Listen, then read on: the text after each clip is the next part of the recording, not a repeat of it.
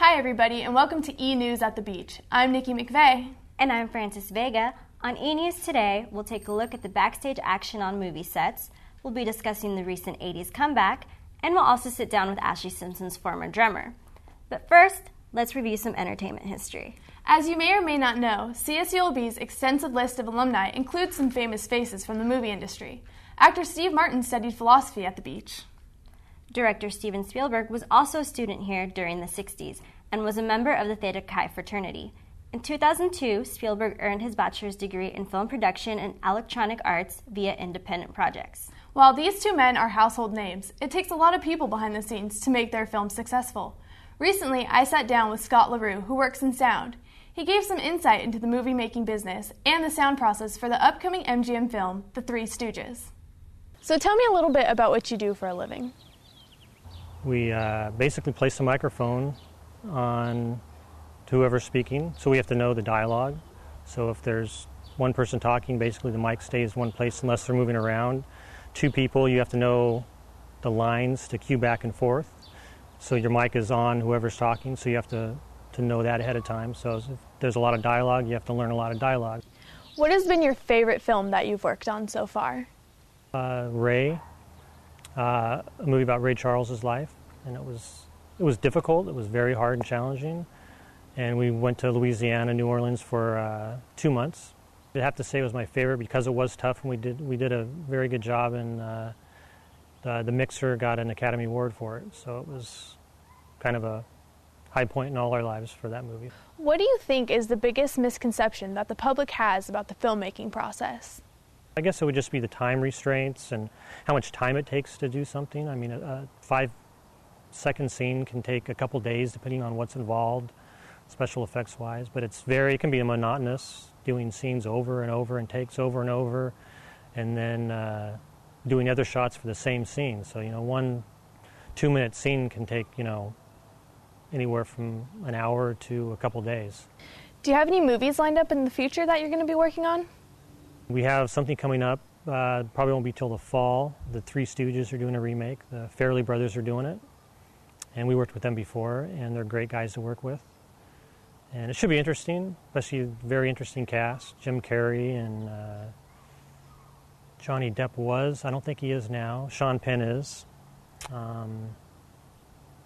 And I think Del Toro is doing one of them. So I think those are the three that are now. It can change, but looks like that's going to be it. And hopefully they'll do it in town. And that'll be very interesting. I think a lot of people are looking forward to that. I never realized it took so much effort just to get the sound right. Speaking of sound, a lot of movies are known for their great soundtracks, such as the classic films The Wizard of Oz and Singing in the Rain.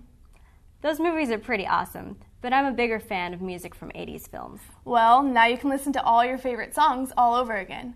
80s music seems to be coming back into the mainstream, thanks to popular cover bands like Steel Panther and the upcoming band Flashback Heart Attack.